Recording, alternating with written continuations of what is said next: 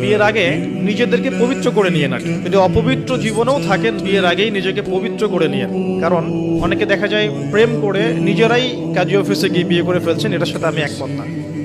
কারণ এখানে সাক্ষীর প্রয়োজন আছে, অভিভাবকের প্রয়োজন আছে, মোহরের প্রয়োজন আছে, কালিমা লা ইলাহা ইল্লাল্লাহর উপস্থিতিতে খুতবার বিয়ের প্রয়োজন আছে। এভাবে ম্যারেজগুলো যেগুলো হচ্ছে বেশিরভাগই আমাদেরকে জেনার দিকে নিয়ে যাচ্ছে, এবং দীর্ঘস্থায়ী জেনা, একদিন দুই দিন না, বছরের পর বছর থাকছেন, জেনা করতেই আছে।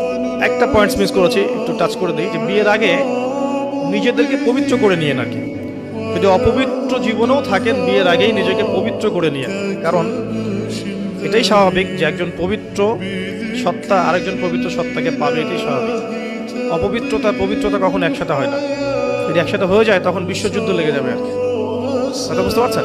নিজেকে আগে পবিত্র করে নিয়ে, আর পবিত্র করার জন্য আল্লাহর কাছে প্রমাণ করতে হবে যে আল্লাহ আমি তোমার বান্দা বা বান্দি। যখন আল্লাহ পাক দেখবেন হ্যাঁ আপনি সত্যি অনেস্টলি মন থেকে তওবা করছেন এবং পবিত্র হওয়ার চেষ্টা করছেন, আল্লাহ পাক সুযোগ করে দিবে ইনশাআল্লাহ।